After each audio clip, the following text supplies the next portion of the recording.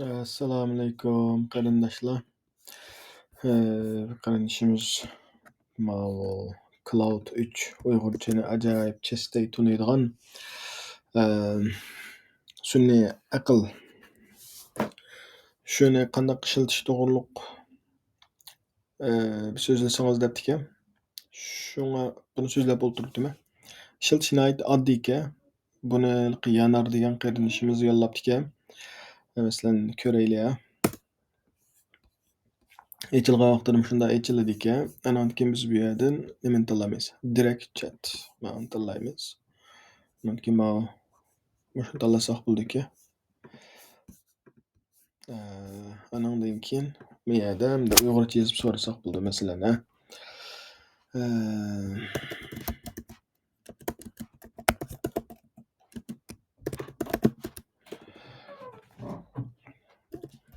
Xitoylarni shu ko'p bir qo'shiq yoz deydi masalan.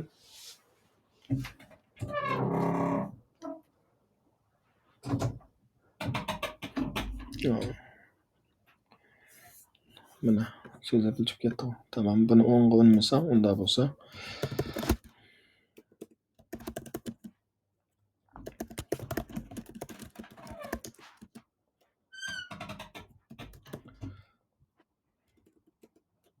Uyg'urlarni Xitoy bir qo'shiq yoz deyli. Nima deydi qani?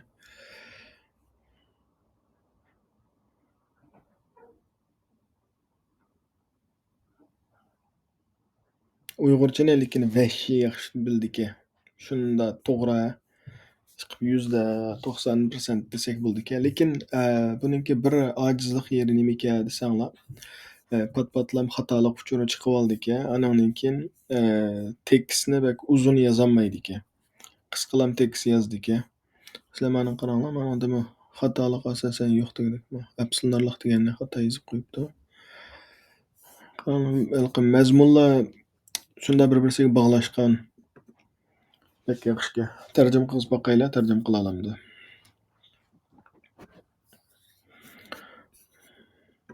Yani yozib, buni inglizcha tarjima qil deylik.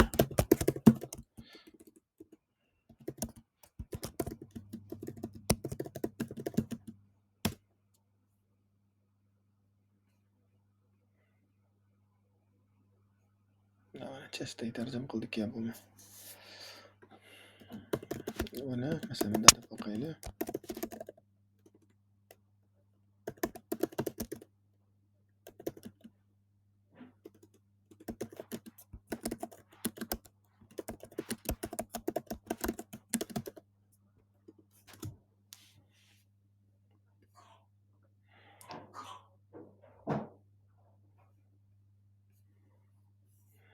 Mana qaranglar mana.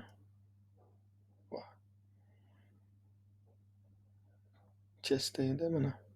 Bundan bir qanday usulda endi.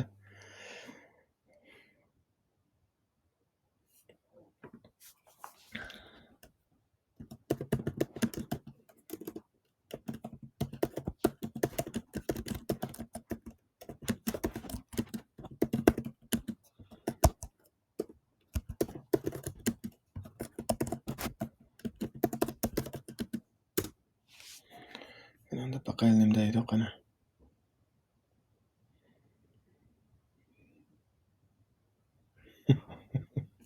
Ko'nglimda bir qo'shiq bor, uningda xushallik bor, kulkilar yuraklarda, g'amlarni qo'g'laydi nari. Kulib uchaylik havoda, qushlardek erkin sayohat, qayg'ularni orqada qo'yib boshlaylik yana bir sahat. Yomon emas endi chestaylar. Shundaq ki buni ishlatishninki, odatda ChatGPTni qanday ishlatilgan to'g'riliq oldin qatim so'zlagan, shuni ko'rib baqsanglar bo'ldi. Buningki mana ulanmani men shu chiqarib qo'yman. Shu yerdan ko'rib olsanglar bo'ldi. Boshqa tushunimga yo'q deb o'ylayman. Boshqa tushunimga bo'lsa so'rasanglar bilsam tushuntirishga tirishaman. Hammanglarga rahmat. Xayr xo'sh.